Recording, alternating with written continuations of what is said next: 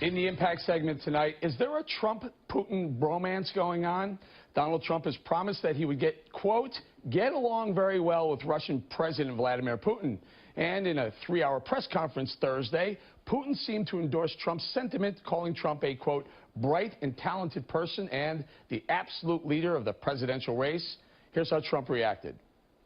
I welcome it. I think it's great. I think that's what should be happening. I mean, his dislike for President Obama, and it's a mutual thing, is terrible. That's why you see all the conflict, all the problems, all the hatred. We should be able to work. If we can't work with Russia, that's not a good thing. And I'm greatly honored by his statement. I think it's terrific.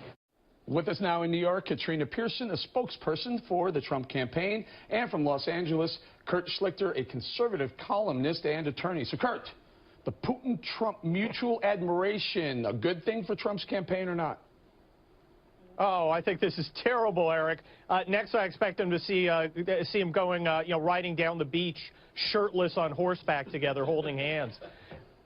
It's kind of disgraceful. I mean, Putin is, our enemy. But coming from a guy who can't tell you what the nuclear triad is, I'm not real surprised that he's slobbering over dictators. At least they're not leftist dictators like Obama prefers. Okay, so you're not. I'll take it you're not a fan of Trump just yet. Now, Katrina, what about the theory? The theory of getting along with Russia rather than having them as a potential nuclear enemy?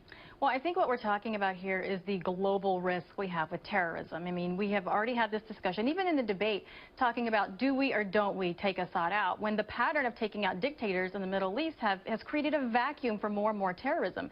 So you have someone like Vladimir Putin, who by all the power indexes have been shown to be the leader of the globe right now as one of the superpowers, and he just said, look, I recognize the leadership and strengths in Donald Trump. And it was just that simple. Fair enough, but Vladimir Putin is a bad guy. He's not a good guy by any means, so maybe you would want to push back on someone like Vladimir Putin endorsing you. Well, he didn't endorse. He also said it's up to the American people to choose their president. But I think it's clear with regards to ISIS, specifically ISIS. We do have to work with other world leaders who are willing to take on ISIS, unlike the current administration and others. Even Bibi Netanyahu said that it's not a wise thing to take out Assad right now because we need to get control of terrorism. Go ahead, Kurt. Oh, well, Eric, the problem is that Barack Obama is so incompetent, so feckless, so utterly useless that he makes almost anybody look good by comparison. So you can actually look at how Putin's handling ISIS and go, well, he is killing some of them, so, I've got to give him that. But look, Donald Trump palling around with dictators in a mutual admiration society, it's unbecoming, it's disgraceful. Now, I'm an old Cold Warrior. I was actually in Germany in uniform waiting for the guys in the army Vladimir Putin was in to come over the border. So I remember these guys, and I know what ex-KGBs like Putin are all about. We shouldn't be kissing up to them. We should be telling them how it's going to be. Kissing up, Katrina, is Trump kissing up? Palling around, I don't think that's quite palling around, but we also have a lot in the GOP which has caused some of the rift in the party that simply want to just go to war all the time. And there are some who would be happy with perpetual wars, and we're just simply not at that place anymore. And what good does it do to have a good nuclear triad if you're afraid to use it? And that's where we are today, and we need to be discussing how we fix these problems, not just complaining and name-calling about, oh, who started this, who started that.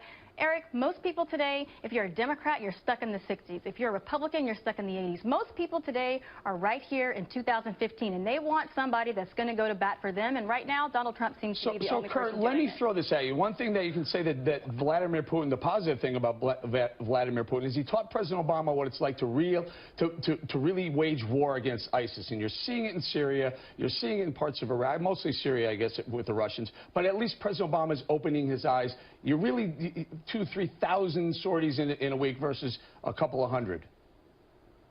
Oh, well, the real story about ISIS, Eric, is if you want to win against ISIS, you have to actually defeat them, which means putting in Army forces and Marines on the ground to go in and destroy the enemy. Not this pinpoint bombing nonsense, not a lot of photo ops at the counterterrorism center. Kurt, don't you get the impression that Donald Trump is the kind of guy that wants to do that? And I think he said he wants to bomb the S out of them.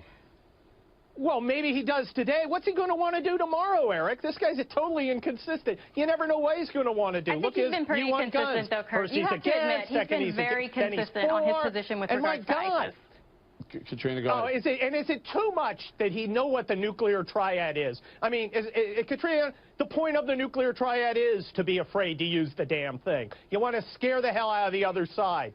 Barack Obama's not doing it. And frankly, my side will be more scared if Donald Trump gets his finger on the button. You will have to concede that for the last couple of election cycles, the Republican Party has failed to deliver a candidate that would succeed. We are talking about the Well, you're right about that. I mean, my gosh, McCain, Romney, ugh. Hold on. Go ahead, Katrina. You have Republicans, the same Republicans that are telling us today that Donald Trump cannot beat Hillary Clinton when they can't even beat Donald Trump. You have Republicans today saying he can't win, he's not going to do it. But he's been doing it. He is winning over people. He is bringing over independents. He is bringing over women and Democrats. So why is it that the Republicans that have failed for the last 2 cycles in a row trying to tell the American public, or more importantly, their own voters, just how wrong that they are? Kurt, if there is one thing you think the world leaders who are Putin, who are Xi in China, have to say, this Donald Trump guy, I'm not sure what he's up to. I'm a little afraid of it. Not unlike a Ronald Reagan.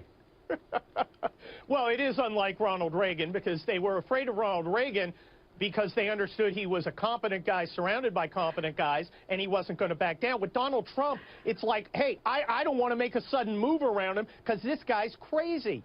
Holy cow, who wants to give Donald Trump I don't know. It's the same attack. It's the crazy ones. It's the crazy ones you have to worry about. The crazy ones, you're not sure what's going to happen. I got to leave it right there, Katrina. I shouldn't be the one worrying. We're going to leave it right there, Kurt. Thank you very much, Katrina.